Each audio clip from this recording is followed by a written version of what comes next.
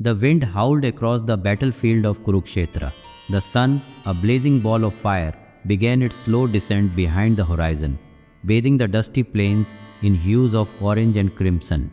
Standing on a raised chariot, his eyes gleaming with pride and anxiety, Duryodhana looked around the vast canvas of war he had painted with ambition, fear, and strategy.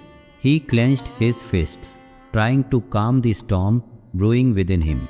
Across the field, the Pandavas' army stood tall, ranks glittering with confidence and righteousness. Krishna stood by Arjuna, calm as a still ocean, but Duryodhana could feel the quiet force radiating from him. It urged him. Turning swiftly, he addressed his commander-in-chief, Dronacharya. Acharya, he said, his voice layered with respect and urgency. You have seen their strength. They have lined up their warriors well. But do not forget our own. Let me name the ones who fight for me, not just for loyalty, but for glory. Drona nodded. The old sage was unreadable. Duryodhana's chest puffed with renewed confidence. Let me recount our warriors. Acharya, those who will bring down the pride of the Pandavas. First and foremost, there was Bhishma, his grandsire, the undefeated, the unconquered, the terrible and the tender-hearted. Despite knowing where his heart truly lay, Bhishma had taken up arms for Hastinapur. Duryodhana both admired and feared him. Grandsire Bhishma, Duryodhana bellowed into the wind as if summoning spirits. The one who took a vow of celibacy, who gave up his throne, who cannot be vanquished unless he lays down his own arms. What more could a king ask for in a protector? Memories of Bhishma's countless victories haunted his enemies and gave hope to his side. Though his face was marked by time, his stance was as firm as the Himalayas, and his presence was like a fortress standing between the Kauravas and destruction. Let Arjuna face Bhishma if he dares. Let Krishna try his tricks, our grandsire knows them all. But deep in his heart, Duryodhana feared one thing, Bhishma's vow not to kill any of the Pandavas. Still, he reassured himself, even a restrained lion can frighten 1,000 wolves. Acharya Drona, Duryodhana turned, facing the man beside him. You yourself are a weapon of mass destruction. Drona's eyes twitched, but he said nothing. You trained them, Duryodhana continued, and yet you stand by me. Arjuna was your favorite, wasn't he? But now, he must face your wrath. Duryodhana remembered the tale, how Drona had been humiliated by King Drupad, how he had used the Pandavas to avenge himself. That man, full of grudges, had found a friend in Duryodhana. You owe me as much as you owe the throne, Acharya, he said, almost whispering. Drona lifted his head slightly. I owe dharma, he said, but it is murky here, like Kurukshetra's dust. Duryodhana smirked. Then let your arrows clear the dust, my teacher. But where was Karna? Duryodhana's face darkened. My dearest friend, my greatest strength, he muttered under his breath. Why must fate be so cruel that Bhishma forbids you from fighting under his flag? Karna had not been called to the first day of battle.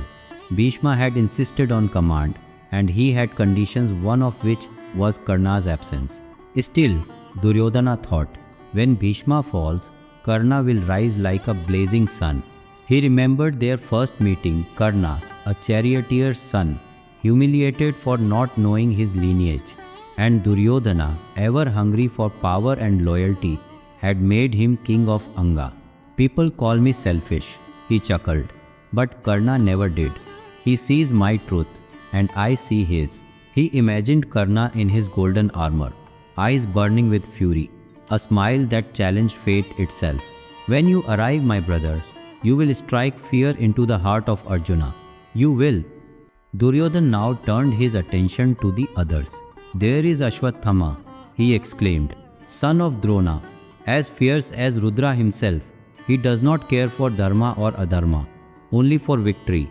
Ashwathama stood nearby, brooding, barely blinking. His mind was fire-restless, intense, unrelenting.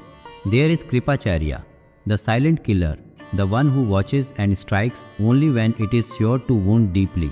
Kripa raised his bow in silent salute. Duryodhan nodded. And look, there is Vikarna, my own brother, the only Kaurava who dared question me during Draupadi's humiliation, yet he fights for me. Perhaps he still believes in me. Vikarna heard his name and looked over.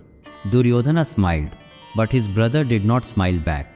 Behind them, like waves of molten iron, the Trigartas assembled. Their leader, Susharma, was already thumping his mace into the earth. They will hound Arjuna till his death, Duryodhana whispered to himself. The night before battle was a strange one. Fires flickered in the camps, men whispered, horses neighed nervously. Duryodhan paced alone near the edge of his encampment. He heard the distant sound of a conch shell, Krishna, perhaps. He picked up a handful of earth and let it slip through his fingers. This soil, soaked soon in blood, whose blood, though? He sat down. For a moment, a rare moment, he doubted.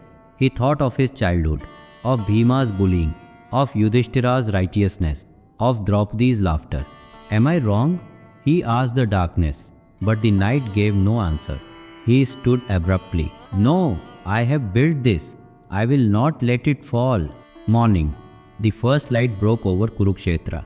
The sound of conch shells thundered across the sky, echoing like divine drums.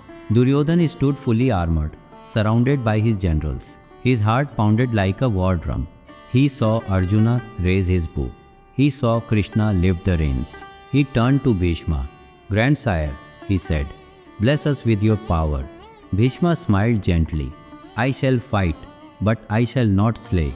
Duryodhana clenched his jaw. Even so, you will crush them. He looked at Drona. Strike them hard, Acharya. Then to Ashwathama.